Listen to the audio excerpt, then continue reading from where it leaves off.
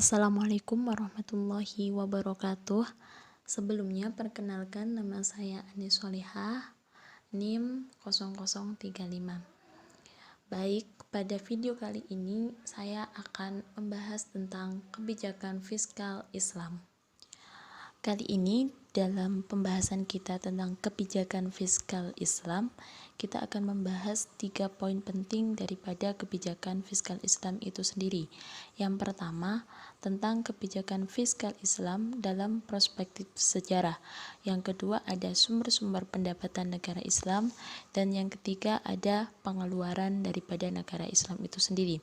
Nah, untuk poin pertama, yang perlu kita ketahui sebelum kita membahas ketiga poin tersebut adalah dari pengertian dari kebijakan fiskal itu sendiri, di mana kebijakan fiskal itu adalah suatu kebijakan yang dibuat pemerintah untuk mengarahkan ekonomi suatu negara melalui pengeluaran dan pendapatan pemerintah.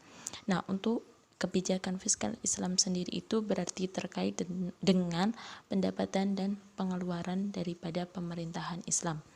Nah, untuk yang poin pertama tentang kebijakan fiskal Islam dalam perspektif sejarah, yang perlu kita ketahui adalah sejarah pada masa Rasulullah hingga pasca Khulafaur Rasyidin atau Bani Abbasiyah dan Bani Umayyah.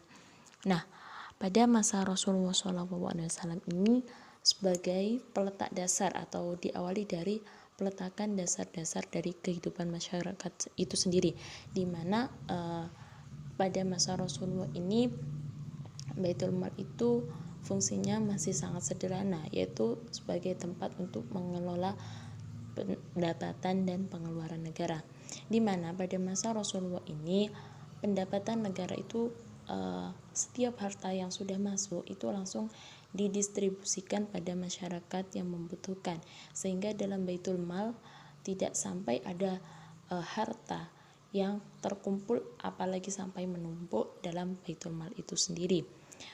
Terus yang kedua pada masa Khulafaur Rasyidin. Nah, pada masa Khulafaur Rasyidin ini terbagi menjadi 4 sahabat. Yang pertama pada masa sahabat Abu Bakar.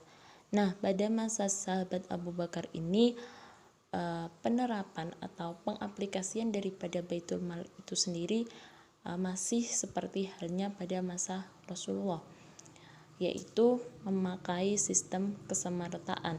Harta yang masuk langsung didistribusikan pada masyarakat yang membutuhkan. Nah, pada masa Abu Bakar ini terjadi sebuah kekacauan pemerintahan karena para masyarakat yang menganut ke negara Islam itu mereka mulai luntur kepercayaannya dengan meninggalnya Rasulullah, sehingga banyak sekali kaum-kaum yang murtad dan membantah untuk membayar zakat, sehingga pada masa Abu Bakar ini lebih fokus kepada pemberantasan kaum-kaum murtad dan pembangkang yang tidak mau membayar zakat. Terus yang kedua pada masa Umar bin Khattab. Nah, pada masa Umar bin Khattab ini mulailah optimalisasi daripada pendapatan negara, karena pada masa Umar bin Khattab ini terjadi perluasan wilayah negara Islam secara besar-besaran yang meliputi Jazirah Arab, Syria, Mesir, dan lain-lain. Nah, dalam pada masa Umar bin Khattab ini sendiri, administrasi negaranya itu mulai dibentuk sedemikian rupa yang rapi dan terperinci. Ia mencontoh Persia, di mana Baitul Mal itu udah dibangun tiap provinsi karena wilayah negara Islam yang semakin meluas, sehingga kalau cuma satu Baitul Mal sebagai pusatnya maka akan kesulitan dalam mengelola pendapatan dan pengeluaran negara, sehingga pada masa Umar ini Baitul Mal sudah dibangun tiap provinsi dan mulailah dibentuk diwan-diwan dalam untuk membantu proses dalam pengelolaan pendapatan dan pengeluaran negara. Selanjutnya pada masa Utsman bin Affan, di mana pada masa Utsman bin Affan ini 6 tahun pertama pemerintahannya masih berjalan lancar. Terus yang kedua, 6 tahun pemerintahnya terakhir ini mulai terjadi kekacauan politik karena dari Utsman bin Affan itu sendiri mengangkat pejabat negara dari kerabat atau keluarganya sendiri, sehingga dari situlah mulai terjadi pemberontakan. Masyarakat tidak setuju dengan adanya kebijakan yang baru, yang mana Umar itu hanya mengangkat pejabat negara dari kerabatnya sendiri. Selanjutnya yang keempat, pada masa sahabat Ali bin Abi Thalib, di mana pada masa sahabat Ali bin Abi Thalib ini mulailah dibenahkan kembali tatanan negara Islam, karena pada masa sahabat sebelumnya, yaitu sahabat Utsman, itu terjadi kekacauan politik, sehingga pada masa sahabat Ali itu mulailah pembenahan daripada negara Islam itu sendiri.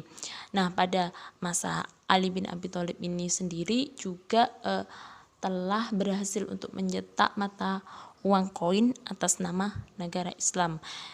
Dan pada masa Ali bin Abi Thalib ini pemerintahannya tidak bertahan lama karena yaitu efek daripada pada pemerintahan Utsman bin Affan. Terus selanjutnya pasca Khulafaur Rasyidin ini ada Bani Umayyah, di mana pada Bani Umayyah ini didominasi pada pemerintahan Abdul Aziz, Umar bin Abdul Aziz, karena pada masa itu memang Umar bin Abdul Aziz itu telah menata pemerintahan negara Islam sedemikian rupa sehingga disitulah mulai bermunculan kemenangan ataupun kemunculan jayanya daripada negara Islam itu sendiri. Selanjutnya pada masa Bani Abbasiyah, di mana pada masa Bani Abbasiyah ini adalah puncaknya kejayaan Islam, bisa disebut seperti itu, karena pada masa ini itu mulailah muncul tentang ilmu pengetahuan, penelitian dan lain sebagainya tentang dunia pendidikan mulai bermunculan, sehingga masa tersebut itu bisa disebut dengan masa kejayaan daripada negara Islam itu sendiri. Selanjutnya poin kedua yaitu tentang sumber-sumber pendapatan negara Islam. Nah, dalam sumber pendapatan negara Islam itu yang pertama ada zakat. Zakat itu merupakan kewajiban bagi setiap muslim, dimana kalau zakat fitrah itu diwajibkan untuk setiap muslim, sedangkan kalau zakat mal itu bagi seseorang yang kaya yang telah mencapai nisab dan haulnya. Terus yang kedua ada ghanimah. Ghanimah itu harta yang diperoleh dari rampasan perang, yaitu perang terus setelah itu kalah lah, harta dari kekalahan, karena kekalahan itu harta yang ditinggal sehingga diambil oleh negara Islam, maka itu dinamakan dengan harta rampasan perang. Terus yang kedua ada khums. Khums itu adalah kewajiban harta yang harus dikeluarkan oleh seseorang hamba, yaitu 1/5 dari kelebihan pendapatannya setelah dikurangi untuk biaya kehidupannya. Terus ada fe. Fe itu adalah harta yang diperoleh dengan jalan menyerah sebelum perang. Jadi sebelum perang mereka sudah menyerah sehingga hartanya diserahkan kepada mereka atau kepada negara Islam. Terus selanjutnya ada jizyah. Jizyah itu terkait pajak jiwa terhadap non-muslim karena sudah dilindungi atau tinggal di negara Islam. Terus selanjutnya ada khoroj. Khoroj ini terkait dengan pajak tanah. Terus user. User ini pajak khusus yang dikenakan atas barang niaga yang masuk dalam negara Islam ataupun bisa dinamakan dengan biaya impor. Selanjutnya ada amwal fadl. Amwal fadl ini harta benda kaum muslim yang meninggal tanpa ahli waris sehingga hartanya itu menjadi kepemilikan atau masuk pada pendapatan negara Islam. Selanjutnya ada nawaib. Nah, nawaib ini adalah pajak khusus yang dibebankan pada kaum muslim yang kaya raya. Biasanya nawaib ini dikenakan karena negara Islam itu sedang darurat, sedangkan pendapatan negara itu minim dan lain sebagainya. Selanjutnya pada poin ketiga yaitu tentang pengeluaran negara Islam. Sebetulnya antara negara Islam maupun tidak Islam itu pembelanjaan atau pengeluaran negara itu hampir tidak ada bedanya, sama saja. Hanya saja ketika pendapatan suatu negara Islam itu ada dari unsur zakat, maka untuk pengeluaran negara hanya dikhususkan untuk 8 asnaf, karena itu memang sudah ada aturannya.